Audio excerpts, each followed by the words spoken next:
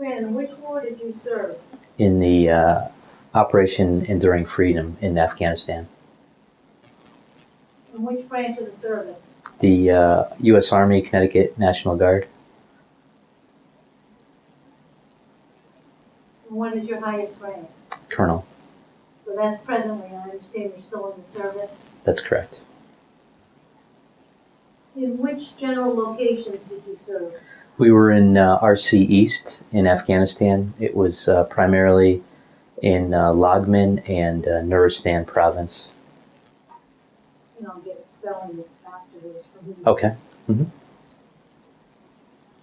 Brandon, when did you enlist? I enlisted right after high school in 1985. Basically, the oldest of 4 children joined the Connecticut National Guard, and honestly took advantage of the tuition waiver, tried to alleviate some of the burden on my parents, and was accepted to UConn late in August, right before the start of the semester. Joined with 8 friends from Naugatuck High School. You and 7 other guys all joined together? And I'm the last one standing. I'm the only one still here, yes. But there was 8 of us that went down to basic training. They had a cohort program, they called it at the time. And that following summer, so after my freshman year of college, we all went to basic training together. Did you actually enlist before your freshman year? I did. We enlisted that the summer so before. So they deferred you basic until after you... Exactly. Why did you and those 7 other guys decide to do that? Let's see. Well, I mean, at that point, like I said, part of it was to come up with a financial means to get to college, to get to that next level.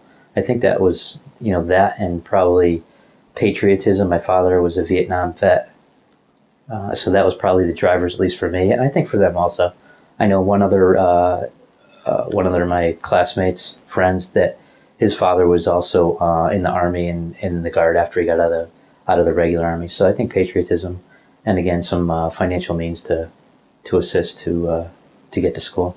When you 8 guys joined together, did you expect to stay together, or you knew you wouldn't? No, well, we knew we would stay together. At least we had a local armory right in town, so we knew that at least initially we would be there for our first couple of years, and we were pretty much after basic training. We all came back at the same time, and we're all part of that unit for at least a couple of years before we started to go our separate ways. What date did you go to basic training, and where did you go? Basic training was in 1986, and it was at Fort Benning, Georgia. How long did that last? Let's see, I want to say that was about 4.5 months.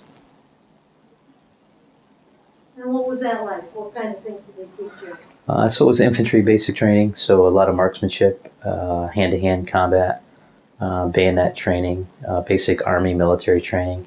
At that point in time, the threat was the Cold War. So I, vividly remember going into an area that they had built up to look like, a Russian town, and we had some role players as Russians that came in and talked to us, and that was part of the training for, that particular time. Graham, why did you pick the National Guard? Well, again, I think the driver was the tuition waiver so I'd been accepted. As opposed to why didn't you pick the Navy or the Marines or the Air Force? Let's see. Well, my father was in the Army, so I think that was the driver. My guidance counselor tried to steer me towards the Air Force, and I think that took me away from the Air Force, honestly. But what was basic training like? It's pretty much a good gut check for me as a young high school with a year of independence after freshman year of college. So, I attribute that to keeping me straight from that point on, honestly, because freshman year, being alone on your own for the first time, things easily can get out of control. So that focused, the tuition waiver focused on, kept my grades in check, because without that, you weren't going to get the reimbursement. So I think that kept me, the drug test, all that stuff, the discipline, everything kind of adds up and keeps you on the right path. Now, how did that work? If you're already in college and you'd already gone for 1 year, do you go to basic training and then go back to college? Yeah, so the basic training was basically during the summer, and I think I missed maybe the first week of class, but I was back for that next semester, so that September semester.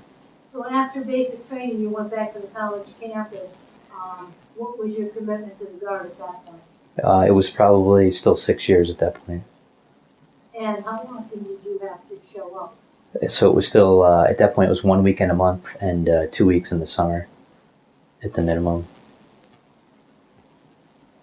So during this period, what, 1 weekend a month and 2 weeks in the summer, when you go for that training, did you still see those other 7 friends?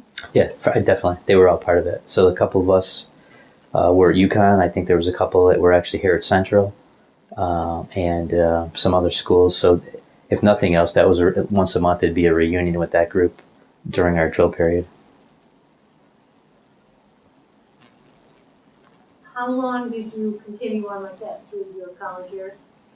All the way up to the beginning of my, probably right middle of junior year, I actually found the hangar at UConn, and that got into the ROTC program. So at that point, I was able to, they call it the Simultaneous Membership Program, SMP. So I was able to still drill once a month. I became a cadet in the Guard and also a cadet in the ROTC program. And I took basically the better part of junior and senior year, and successfully graduated and was commissioned upon graduation. What did you do at ROTC that you didn't get at the Guard?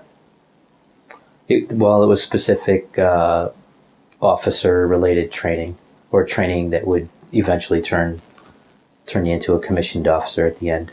So you would do that during the week. We had class twice a week, plus a lab, PT during 3 days a week while at UConn. And I would still do my drills, once a month, come back to Naugatuck and drill with that crew.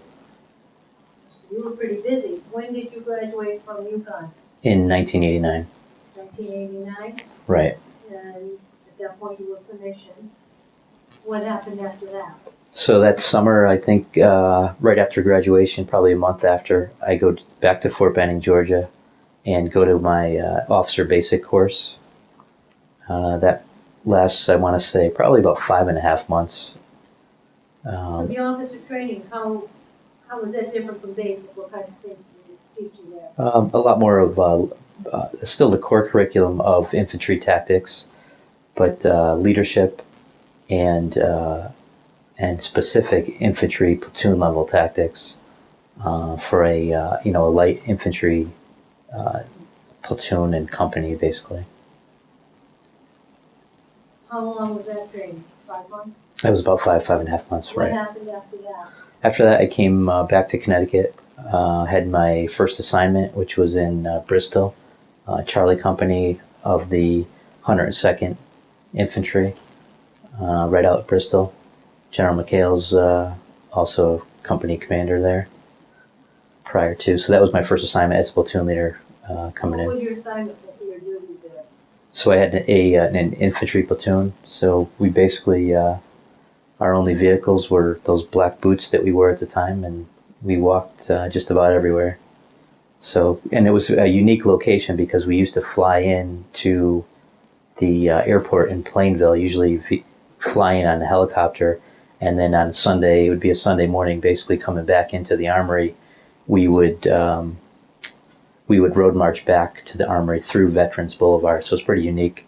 And, I remember pointing out to some of the younger kids at the time, and I was probably one of those younger soldiers, even though I was an officer, but all the different, the headstones that are on the Memorial Boulevard there. It's pretty neat. How long were you stationed in Bristol? I think I probably spent about 5 or 6 years there. I was the platoon leader of a couple of different platoons. Then I was the mortar platoon leader, and then the executive officer and company commander. So actually, it was probably more in the range of 7 to 8 years with that company. As a platoon leader, what were your duties? Basically in charge of 29, 30 soldiers. Had a platoon sergeant, a real small headquarters section. Basically, myself, my RTO, and a poncho liner that we'd throw over our heads. during inclement weather. But basically, it was small unit infantry tactics. So you were in charge of those 30 soldiers under you? Right. And when you became an executive officer, did your duties change? I basically was the executive officer for the whole company, so 130 soldiers, basically for a light infantry company. And at that point, I focused more on the logistics. There was the company commander, so you were basically the second in command. And as the XO, you're pretty much coordinating with, for rations, for ammunition, transportation to and from given training areas.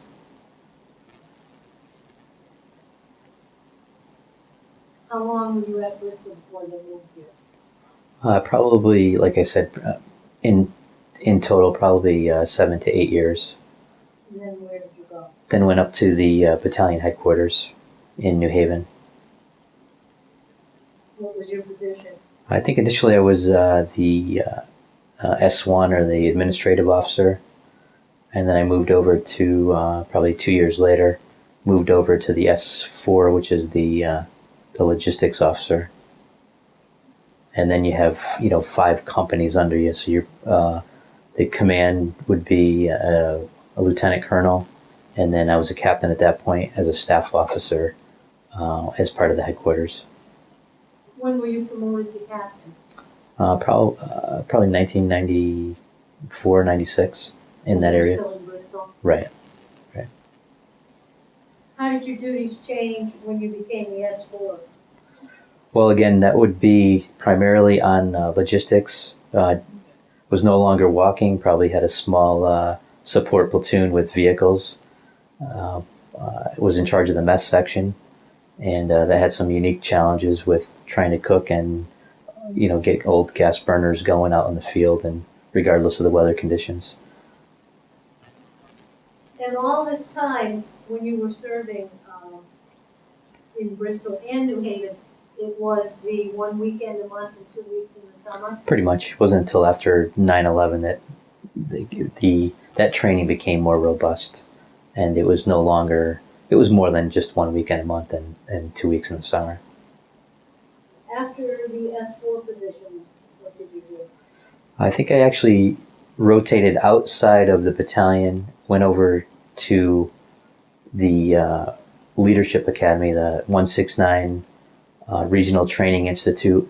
And basically there I was, again, the S1 at a brigade level for a unit that teaches OCS and a bunch of different NCO level, non-commissioned officer level schools at that point. And it was a promotion opportunity. So at that point, I become, or shortly after taking that position, I get promoted to major. Were you in charge of actually teaching? I did do some podium time, I did, yes. What kind of things would you teach them? I think basically for OCS we were doing leadership training, and there was also a small group unit instructor course that we also facilitated. Where were you located? That's in Niantic. How long did you stay there? There it was probably around probably 3 years. Sorry. And then where did you go? Then that's right around the time 9/11 hit. So Do you remember the day when 9/11 hit, where you were, what you were doing? Yeah, I do. I was in my civilian career. I was working for a manufacturing distributor in West Hartford. I think we turned the TV on after a couple of customers had come in, actually, and started to figure out exactly what was going on, and huddled around the TV after that. So I was still in the Guard. I think probably by that weekend we were called in, and we started to initially man some of the airports within Connecticut. Airports turned into train stations. And it's about that same time where I was applying to come back. I came back on full time. That was when I transitioned from civilian, 1 weekend a month to full time status. So that was right after, probably 6 or 8 months after 9/11. Is 9/11 the reason you decided to come back? Yeah, it is. It is, yes. When you came back to the Guard full time, your rank was major? Yes. What were your duties when you became full-time? So I was I was down at a troop command. I spent some time there as one of the assistant training officers. Spent about 8 months there, and then was brought up to the headquarters section, where I up to Hartford as a one of the operations officers in the G3 shop. So when you came to Hartford, that's at the William O'Neill Armory? Yes, it is. And that's where you would go to work every day? Exactly. Mm-hmm. And what did you do there? At that point, so again, it was after 9/11, the beginning of the first round of Afghanistan, and my position was basically we were starting to ramp up with deployments. So the Force Integration Officer was my, I guess, official title, and we were starting to get units ready for future deployments. So that was probably around the 2003 timeframe, 2002, late 2002, early 2003. At that point, did you assume that you yourself would be going over? At that point, I probably didn't settle in, but as we got deeper into both, Afghanistan and Iraq, it was pretty apparent that the rotations were coming pretty fast and furious, and it was definitely going to be something that was going to happen. What were your thoughts about deploying overseas? It's ironically, it's something that you train for. So there's a fear factor to it, but there's also almost a calming resolution that this is kind of what you've been doing for at that point probably over 10 years. So When did you actually deploy? I deployed in 2009. So November of 2009 to basically November of 2010. What unit did you go with? It was with the 102nd Infantry, deployed as the battalion commander with a task force when we got into theater of about 1,200 people. Task Force Iron Gray was our official title. We deployed with the 86th Brigade out of Vermont, another National Guard brigade, the only mountain brigade, in the National Guard inventory, one of two in the Army inventory. But we were broken off and attached to two different active component brigades, one of the second of which was the 101st. So you were the battalion commander? I was, yes. And you were in charge of 1,200 soldiers? Yes. What were your duties? We were battle space owners. That was our official title. Battle space? Battle space owner, BSO. So we were pretty much, we had three lines of effort in the area that we were assigned to, and it was basically security was number one, governance, and development. So on the security side, that was basically making sure that the local populace of that given area in Lagbin province was safe, and that really was the combat side of our operations. On the the governance side, we would actually mentor. They had provincial governors and his staff, basically similar to our government. Those individuals who provide essential services. We mentored the local police chief, the local Army Kandak commander. Basically, my counterpart, Kandak commander, is who we were embedded with on our same post, our FOB. And we worked with him day to day, worked with the ANA, the ANP, the Afghan National Army, the Afghan National Police. On the development side, we worked with members of the State Department to build construction, different types of construction projects, whether it was bridges or schools. We worked hand in hand with, at that point, the district level leadership of the country, of that province, to help them prioritize what they wanted to provide as essential services to the local population. Do you recall arriving in Afghanistan? What was your first impression?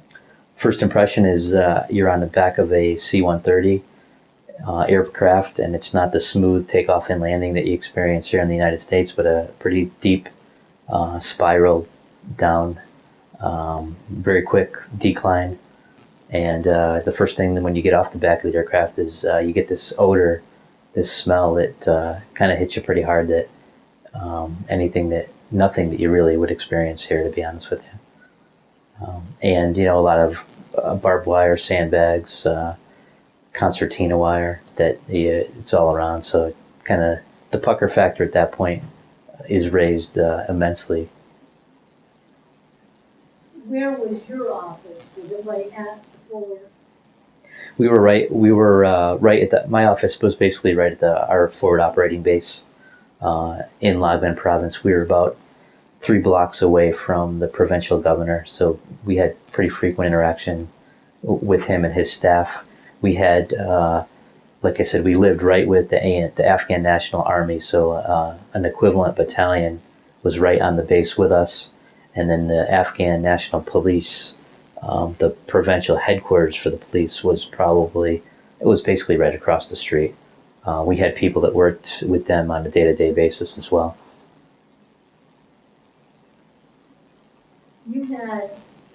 So you were really living every day, day to day with the Afghan nationals. At the time that you were there, were you worried at all about terrorism or sabotage? We experienced multiple rocket attacks, so again, security was our priority. They were at that point in time. We were in up armored vehicles. We were in different MRAPs. We probably didn't leave our area without having our full up armor kit on and our individual body armor and helmets and things like that. So, I mean, it was definitely a huge concern all the time, honestly. Can you describe what a typical day would be like for you? The time you get up, where you would go to your office, what you would do there, what was your work schedule like? I think a typical day would probably start with a trip over to, within our FOB, we separated where the Afghan army lived on one side, but it would probably start off with the mentoring that my counterpart Afghan commander with his daily staff meeting, lay out the priorities of the day, basically the security patrols of the day.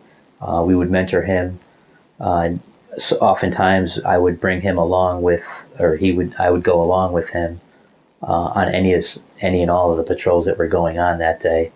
But most of the focus was to try and get, we would mentor them. We taught them different types of tactics. We taught them maintenance. We taught them how to request things.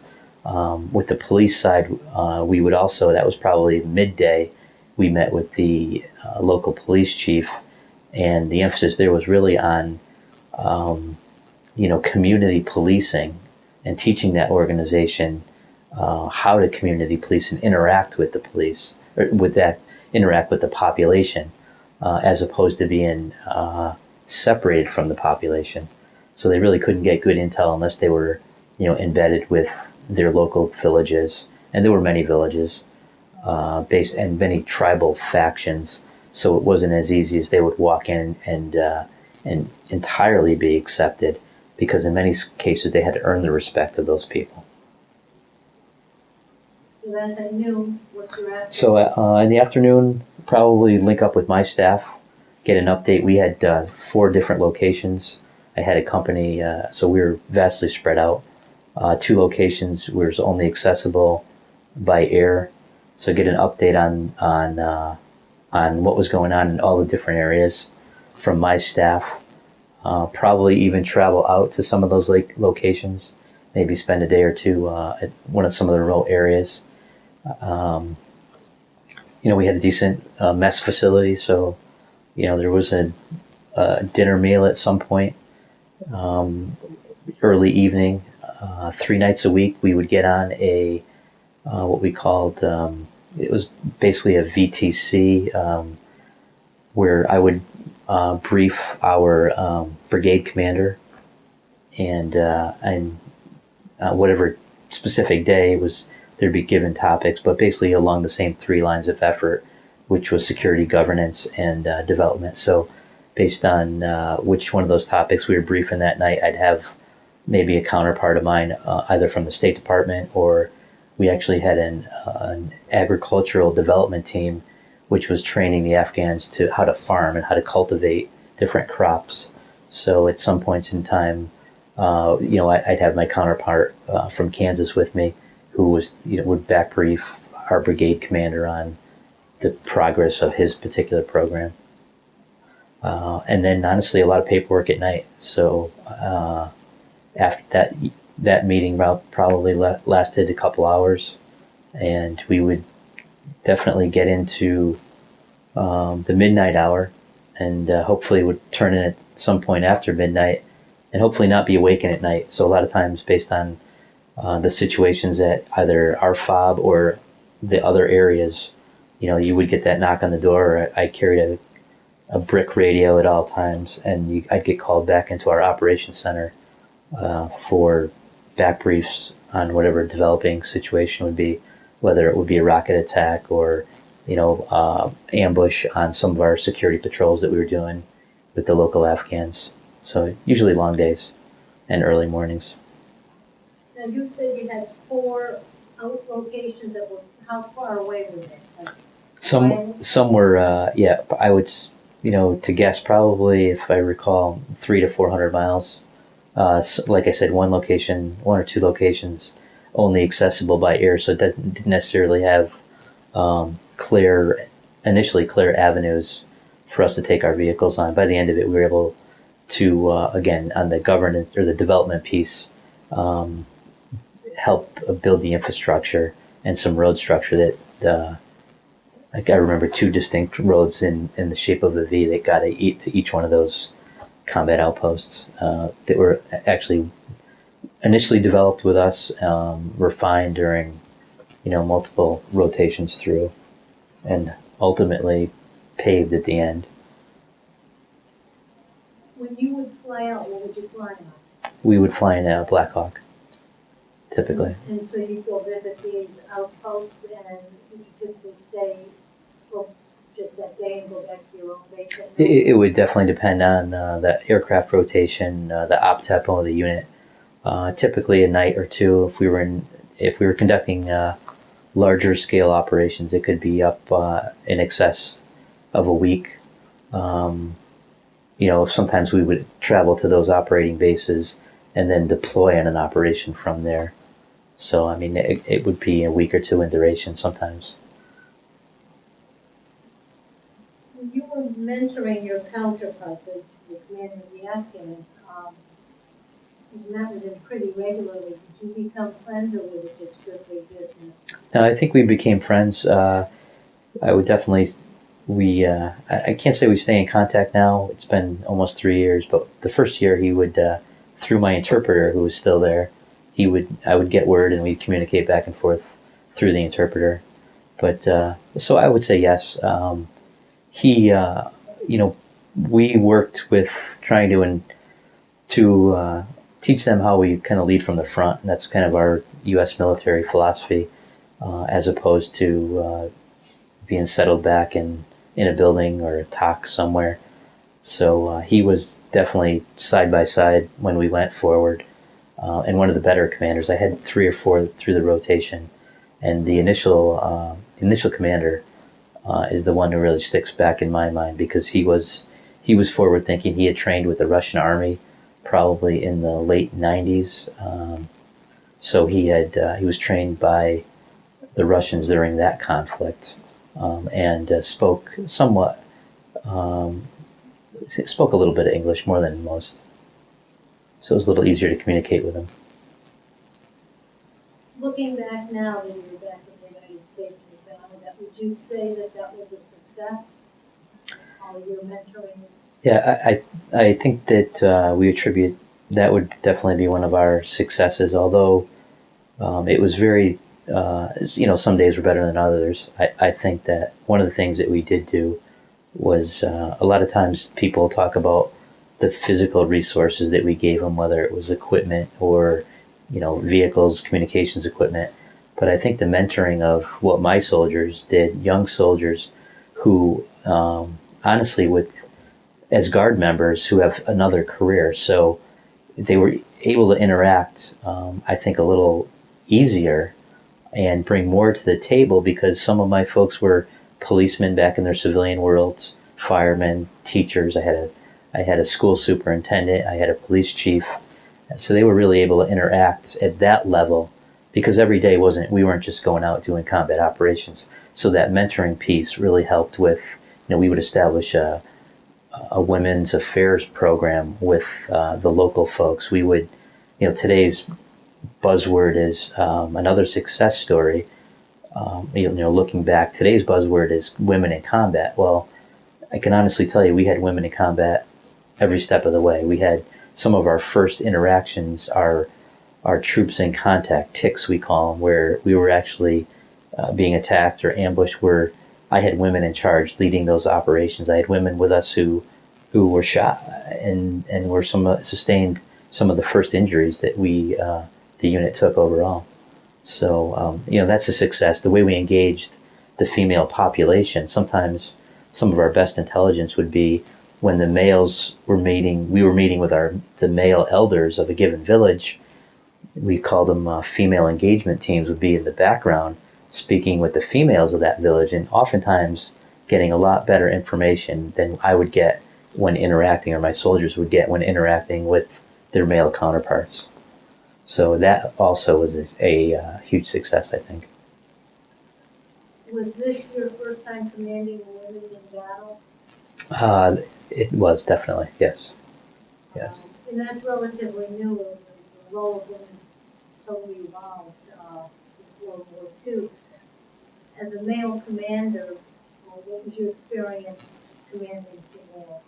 I had one of my strongest company commanders, who was a female. So, Captain Keller, she was just outstanding.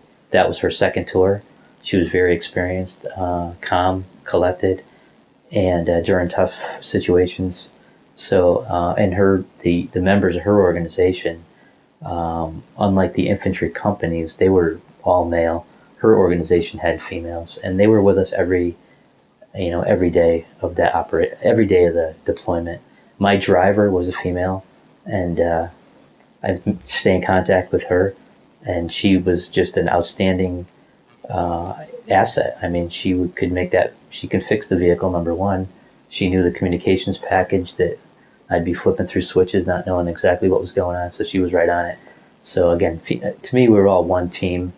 As you get back out into the real world, people don't understand that, but we were all focused, and women and men had your back, period. Would you say that while you were overseas and you were in that unit, that there was no friction between the men and the women? My level, I didn't see much of it. I'm sure that maybe at some of the lower levels there was some friction, but by and large it wasn't a problem. But no, it wasn't a problem, and really I attribute that to the leadership of my non-commissioned officers to establish the standard and really maintain it, even in those conditions. A lot of units would kind of deploy, especially to remote locations, and the discipline would unravel, and then you'd start to see multiple issues. But I was lucky to have a great team, and they held the standard throughout. You talked about working with the villages and the indigenous population. How close was the base to an actual village? Were you close or far? We were basically embedded right outside a village. So we would have daily interaction. At any time we went out and off of our base, we were right there in the village. By the end of the rotation, we were part of the village in different locations. So we actually, as a rotation, as the situation matured, we actually had, by the end, we had our soldiers were mentoring the local police, the Afghan National Police, in the villages. So we were basically living out in the villages with those different types of elements, units, whether police or the army as well. When you say you were living with them, did you sleep out in the village too? At that point, yes, definitely. So if there was a sub-district police headquarters or an Afghan army outpost, we had soldiers there, basically 24 hours a day, embedded with them, and then maybe they'd make a weekly rotation back into our main base. But by the end of the rotation, and probably rotations beyond us, our task force, they were definitely out there. What was the name of the forward operating base? Ours was it's Metherlam, and I can spell it for you later on. But And is that when you stayed for your entire year there? yeah, we were there. That was our main fob, and then we had, like I said, 3 or 4 different combat outposts, which were much smaller. What are a couple of your most memorable experiences from that year at that farm? Well, I'll tell you, it was Easter Sunday. I was out visiting another area when I got the call that one of our other patrols, it was a mounted patrol, had gone and conducted an engagement within a local village, and they were attacked by an IED on the way back. So I had 4 or 5 people in one of our MRAPs that got pretty well damaged and injured. One particular individual was ended up afterwards was an amputee. He had his leg amputated from the knee down. So unfortunately, I'm not a big fan of Easter going forward, but that's one of them.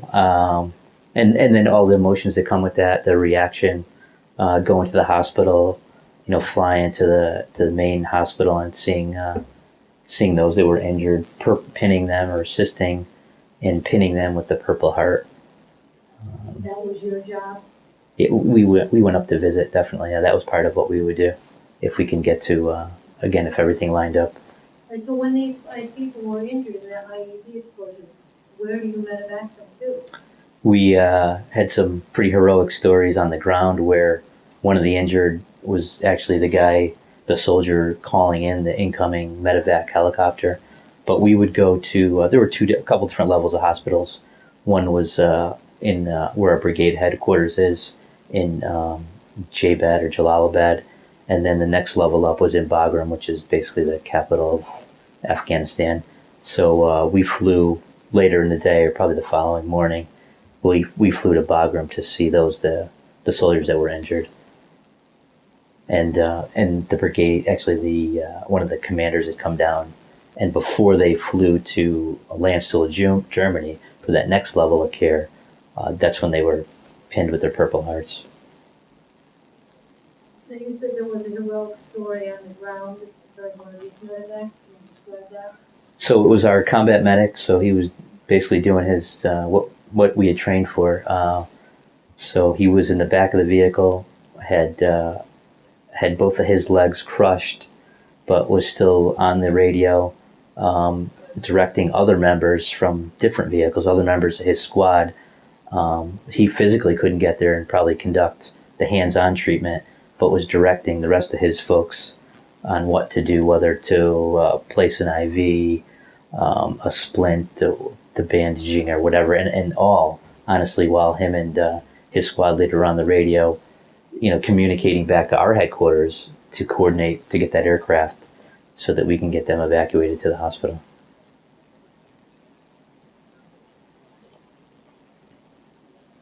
Now, you have that large picture that will include your record of a helicopter who's medevacing a soldier out of the field. Can you tell me what happened in that incident? Yeah, we had an operation. Actually, the Afghans had an operation where they went out on their own. It was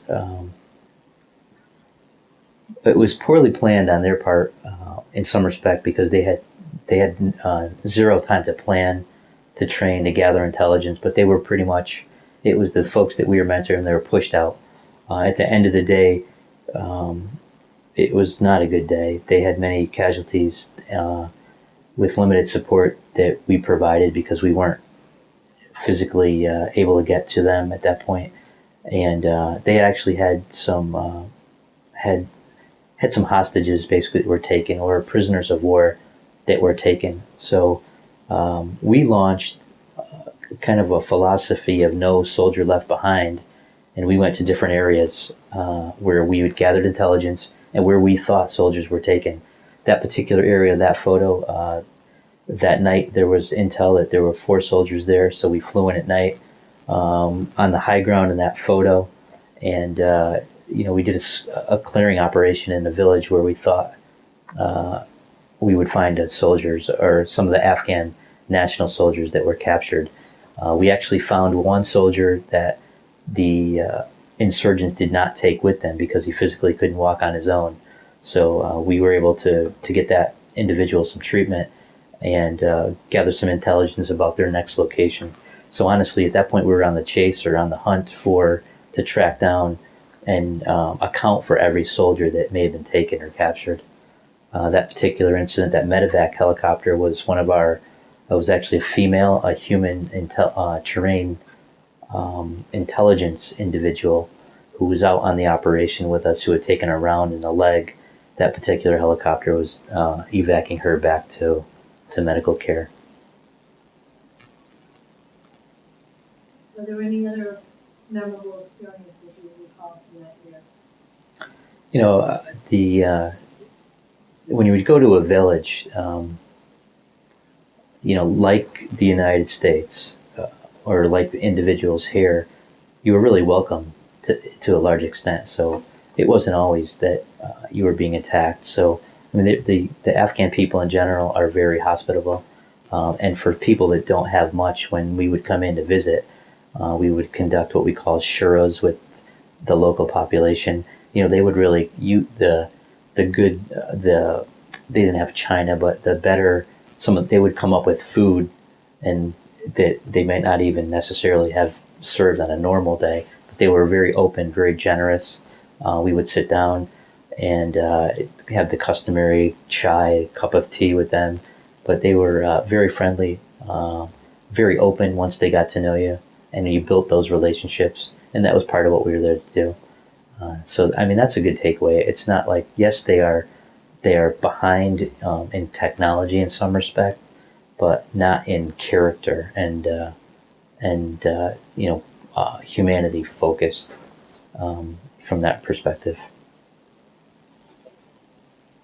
Did you have any preconceived ideas of what you were going to meet when you got to Afghanistan? We probably, as an infantry battalion, I think, and as an infantry battalion who had also been had deployed previously in 2007, I think that we probably thought our initial focus would be more heavily on the combat side, and that wasn't necessarily the case. So we had a lot of interaction with those local politicians, local district and provincial leadership, and the mentoring of them. Again, trying to establish and assist them in providing those essential services.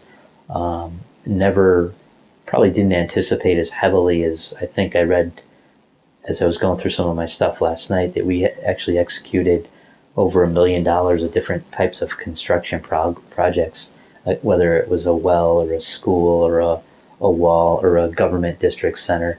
Really hadn't trained for that as an infantry officer, as an infantry battalion.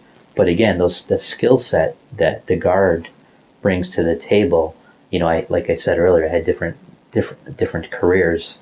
My soldiers had different careers that they did on the outside. So engineers, we quickly identified those folks. The policemen worked with the police. We had engineers who would help assist with some of the projects. I never forget going out and we actually surveyed some property for a future police station. And if it wasn't for the expertise of those soldiers who had that civilian experience, we wouldn't have been successful because, our training was specifically, infantry combat related. So that was another unique part of the tour. You said you were not as heavily in combat, but you were in combat while you were over there, or your units were. It's not. There were definitely many times when we were in direct combat. I'll say we're always in combat, I guess. But those firefights would last.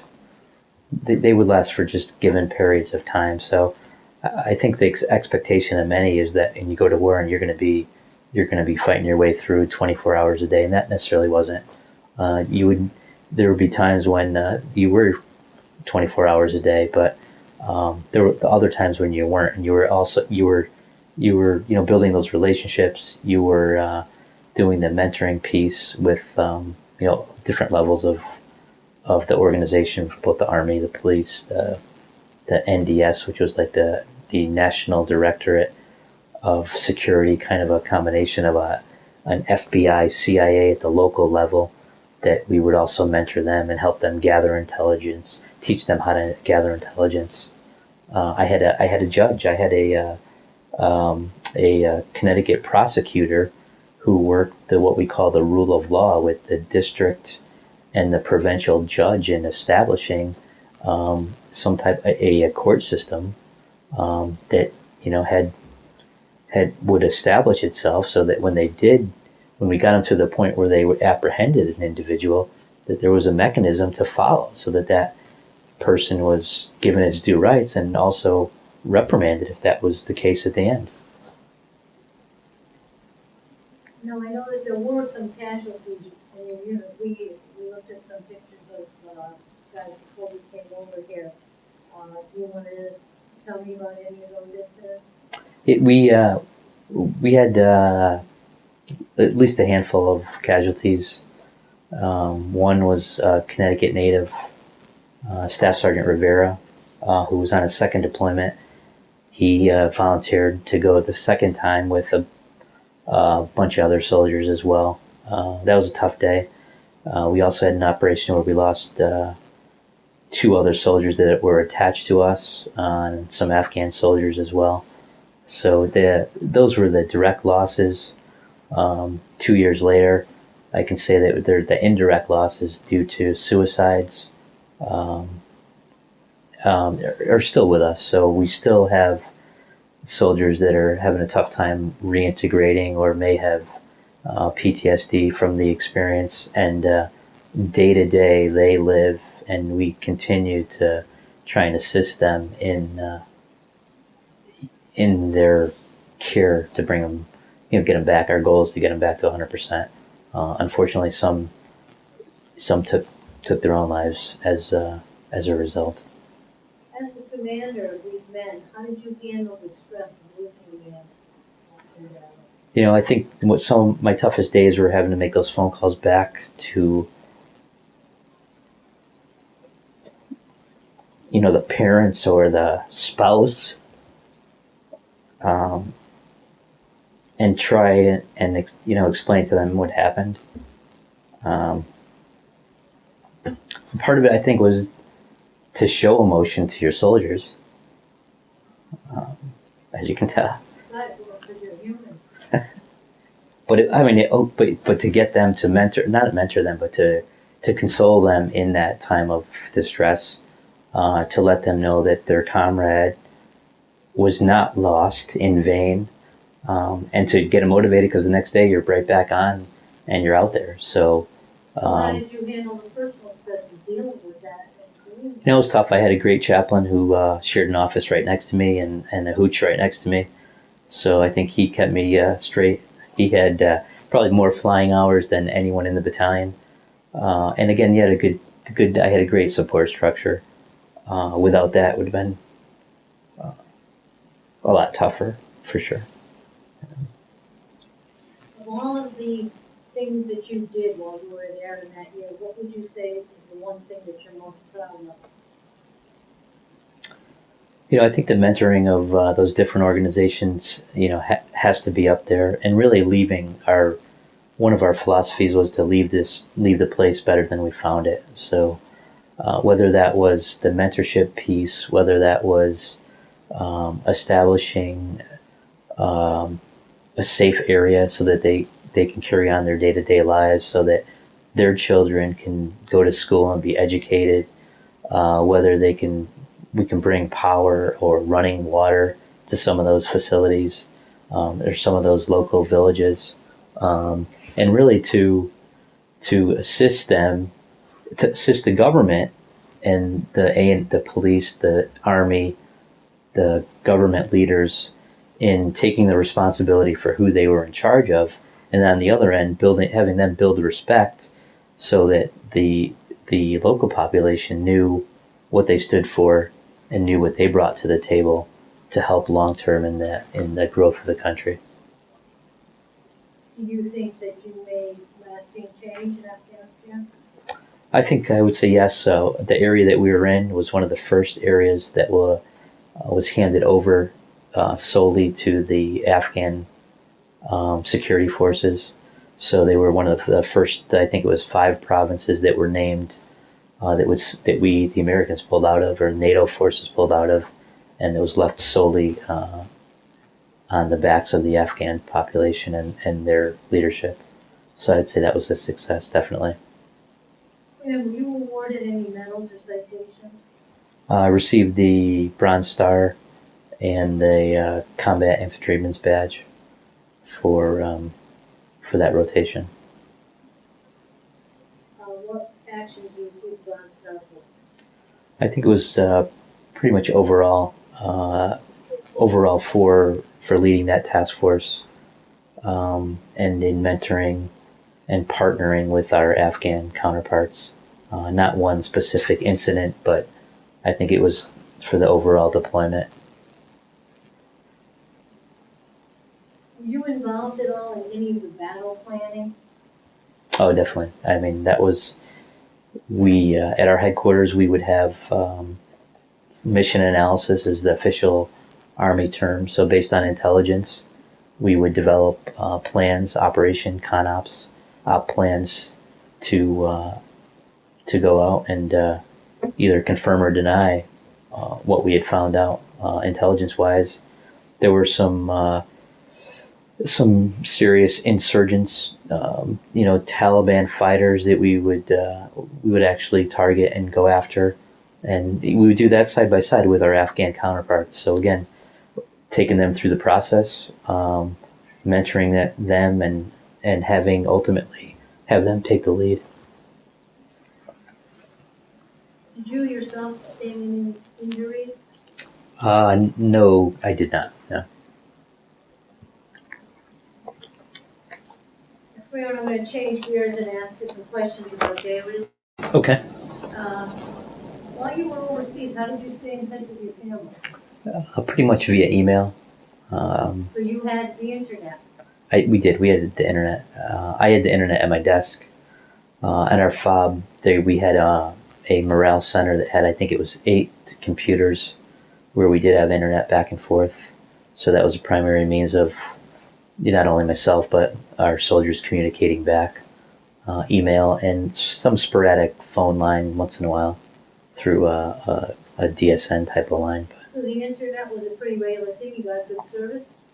It was sporadic, but pretty much as long as we can have power, we had the internet.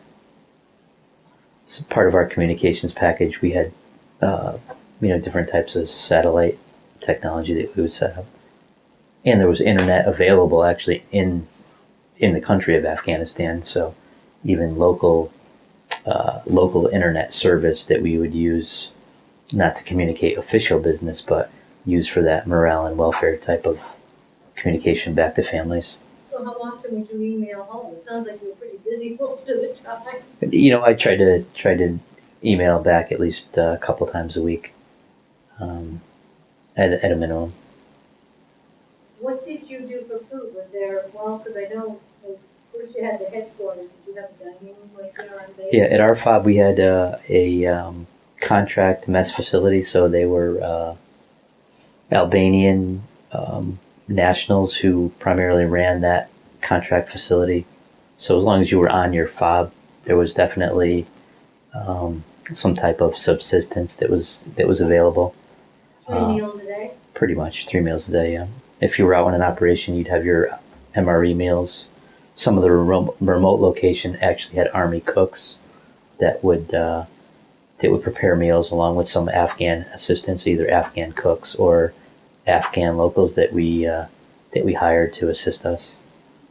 And what would the guys do that would go and live in the towns?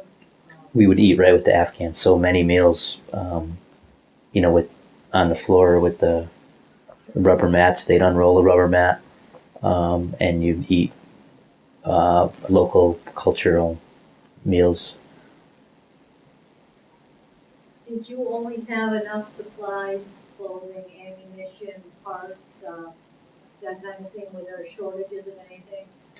When we were there, not really. Depending if you went outside the wire, and the operation turned into be a longer duration, then communication back, specifically satellite communication back to get additional supplies pushed forward became a challenge.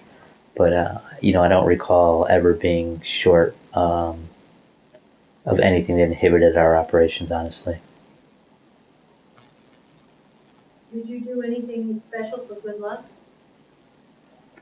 I had some different medals that people had given me. A coin, this certain rock that I could remember I always carried with me, but nothing really spectacular. Did you save all those things? Do you still have them? I do. I have them. They're a box in my house. They are, definitely. What did you do for entertainment? Did you ever have downtime where you could have any entertainment? Yeah, I think the biggest thing that most soldiers did was probably try and catch a video.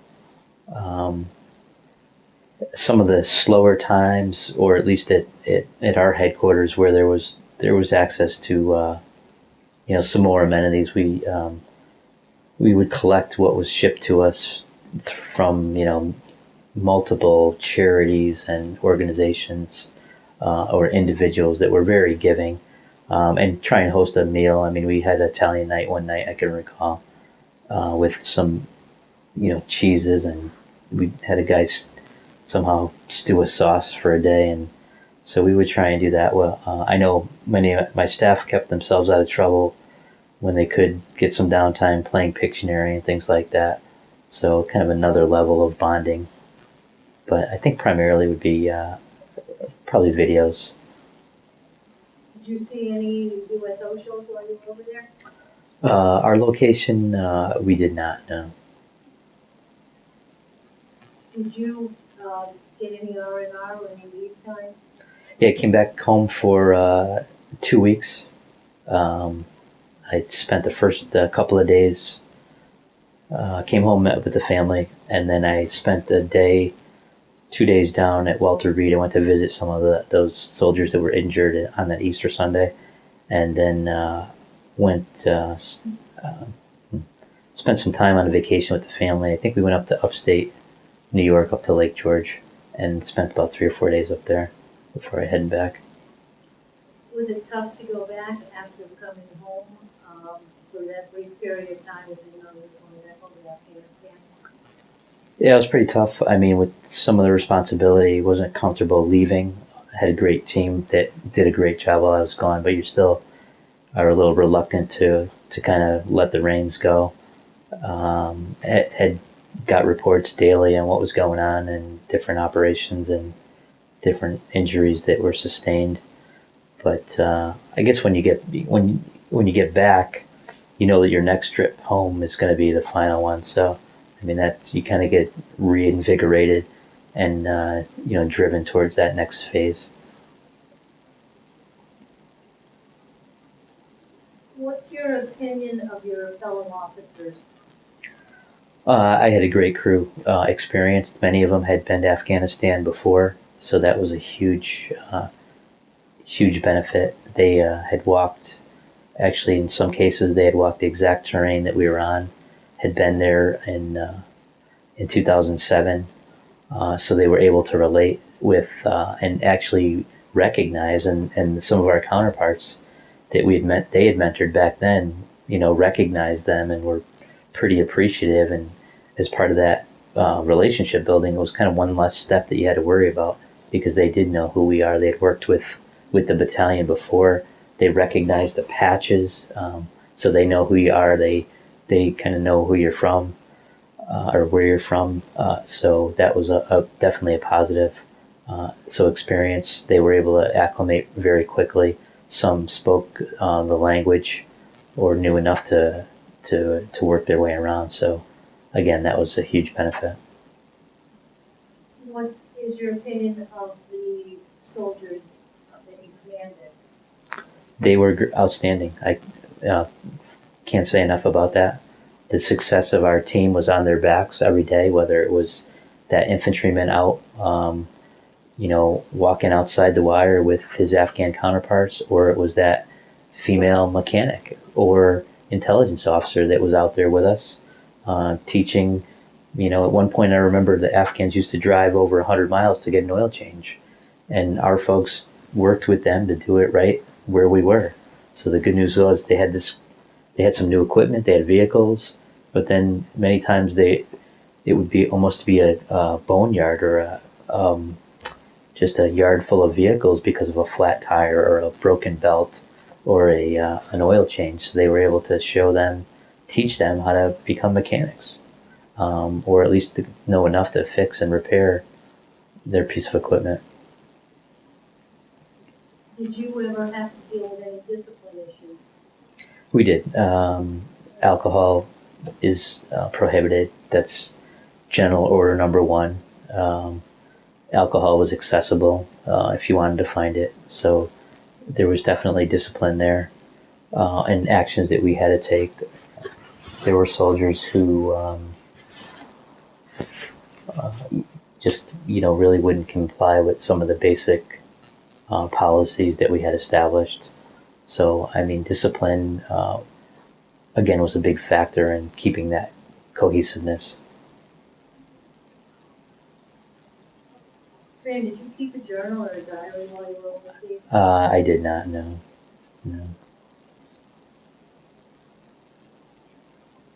Are there any other incidents that you'd like to talk about while you were over in Afghanistan before you came home? I don't think so. No. So when was it that you came back home, and did you come back to the United States as an entire unit? We came back in 5 different waves. It was right before Thanksgiving, so I think I got home What on. year was that? That was in 2009. Excuse me, 2010. I'm sorry. So I came home 2 days before Thanksgiving. I was in the final wave. I think that whole week leading up to Thanksgiving was when the bulk of us came back. So it was great timing with the holiday season. So it's good to get everyone home before, especially the Christmas holiday and the Thanksgiving holiday as well. And once you're home back in Connecticut as commander, what are your duties then? So you try and take some time off, but soldiers start to reintegrate back with their families. You get some issues there with whether it's discipline issues related to alcohol or even some marital type of issues due to the integration. So you're never really not responsible, but again, a good team that monitored it day to day, making sure that soldiers didn't have issues. So we tried to maintain contact, 2 weeks after we got back. The government had a yellow ribbon program that mandates 30 days back, you'll have an event, 60 days back, and you're going to teach coping skills, reintegration skills, some mentorship and counseling on finances. So some folks came back with, some decent amount of cash or money that they had saved, and, trying to mentor them and coach them into not going out to get that brand new car only to not realize 4 months down the road that you're going to need some money to pay the bills for that car. So, How involved are you as a commander with the Yellow Ribbon program that you use? pretty involved. There's a whole group of the Connecticut National Guard that establishes that program and implements it, conducts it.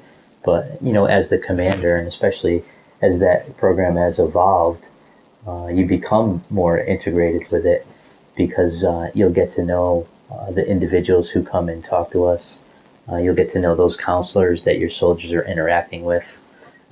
You'll know them on a first name basis to refer your soldiers to, or to make sure that your leadership, your commanders and senior NCOs have that whole toolbox per se worth of resources. They know where to steer their soldiers to in time of need.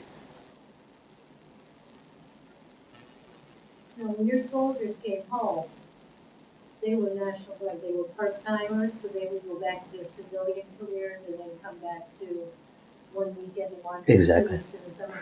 But you're a full-time, so where do you go then, and what do you do? What's your day-to-day? So I came back to a full-time position at that point in the headquarters in Hartford.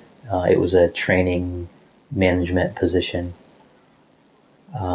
within the Joint Staff.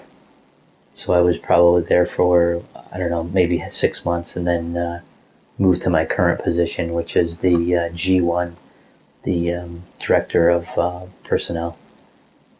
Which is G1 mean? That's the military personnel officer.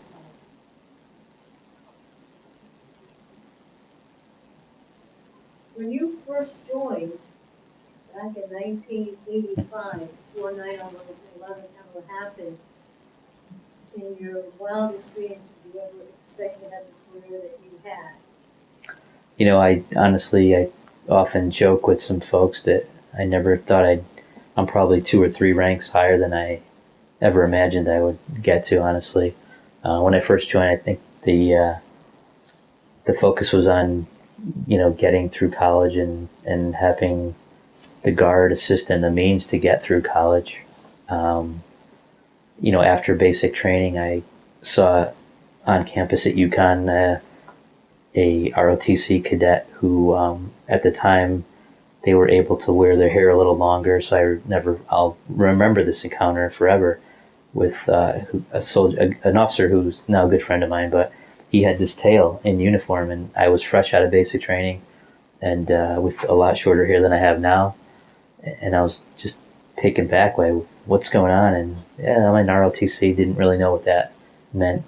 So that was part of the development or the evolution of how I went from an enlisted soldier to finding the hangar at UConn and ultimately entering into that program where I got commissioned. So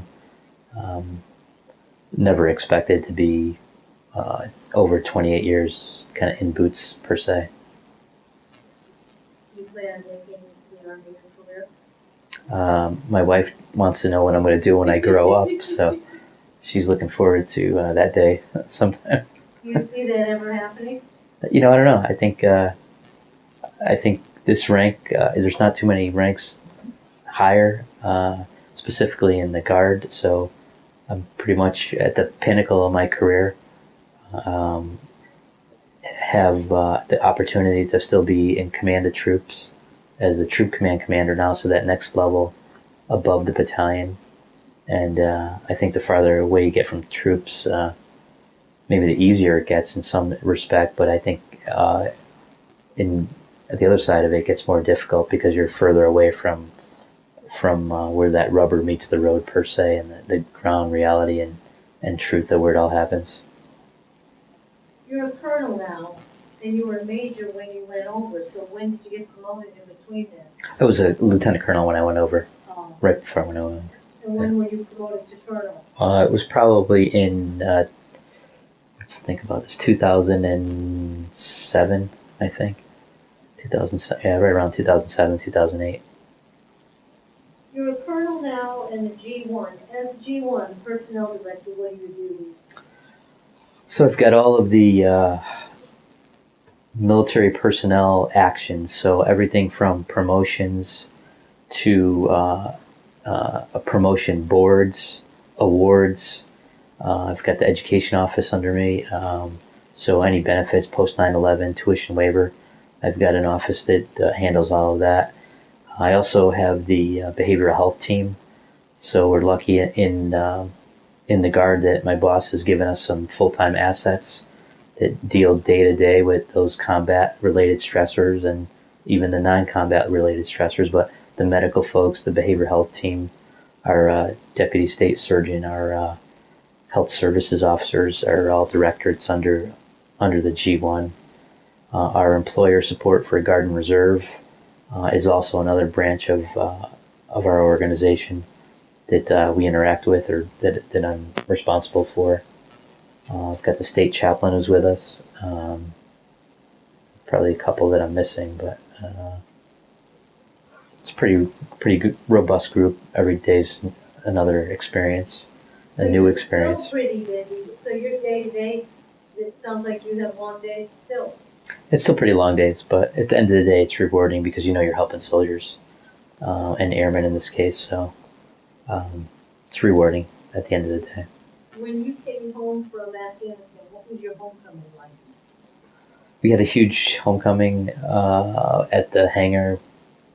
I remember a lot of families. The governor at the time, who I had worked for, was there.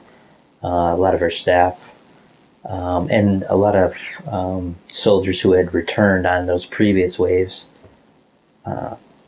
were there as well, and family and friends, of course.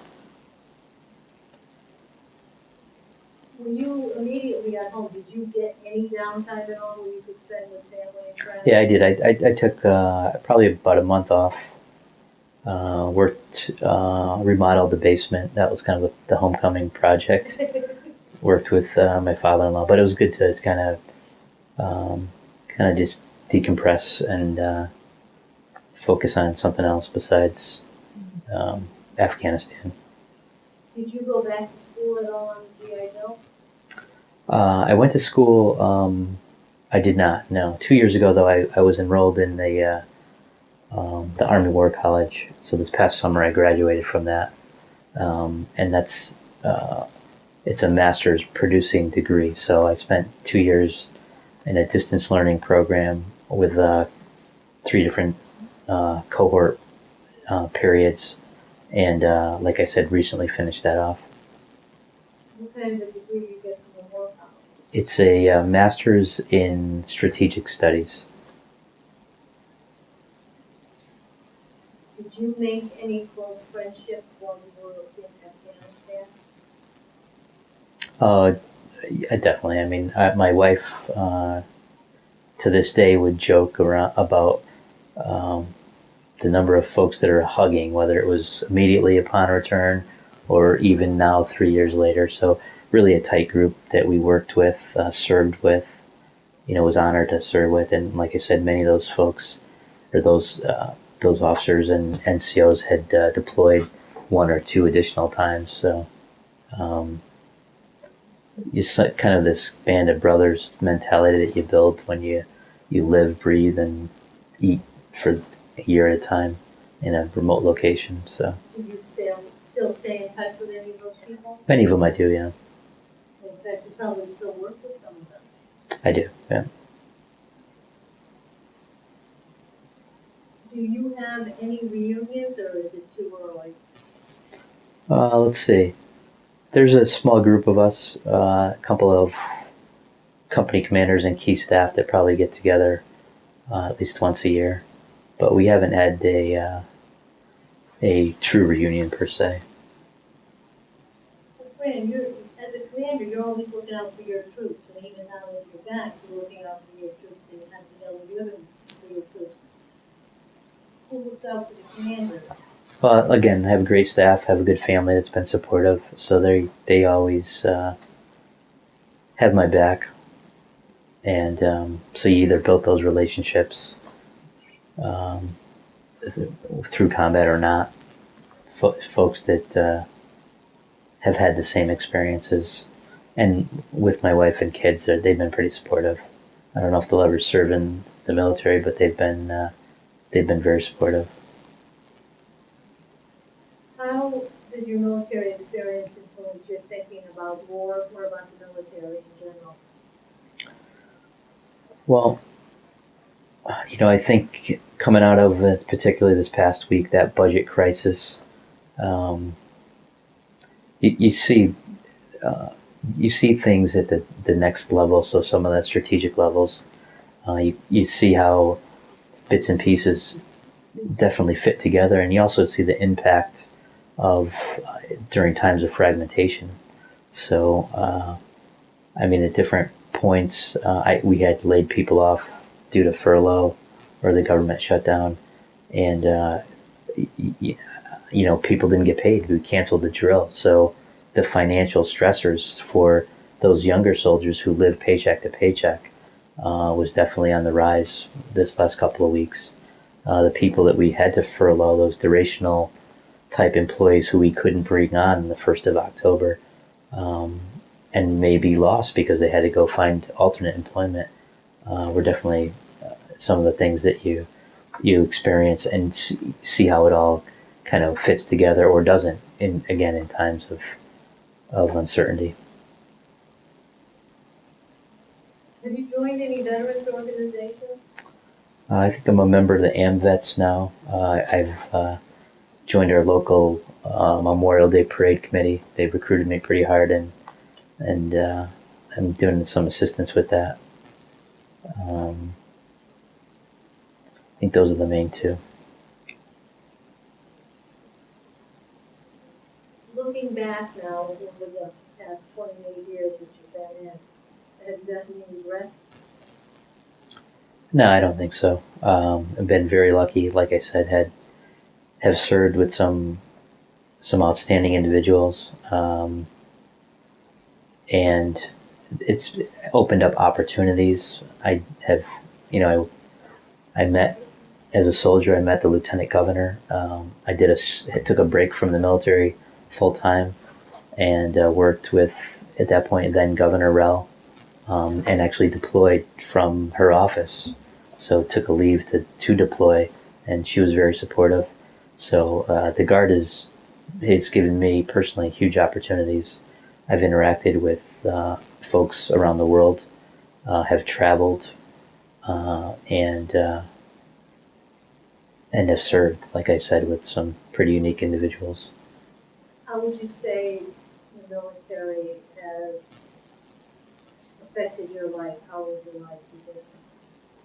I think it's kept me pretty organized. Probably if I physically compare myself to my brothers, definitely kept me in a little better shape. You don't have a choice. And again, going back to those college days, I think it kept you, on those paths that we all go down at different points in life. I think it kept me closer to the path, and out of trouble, potentially, or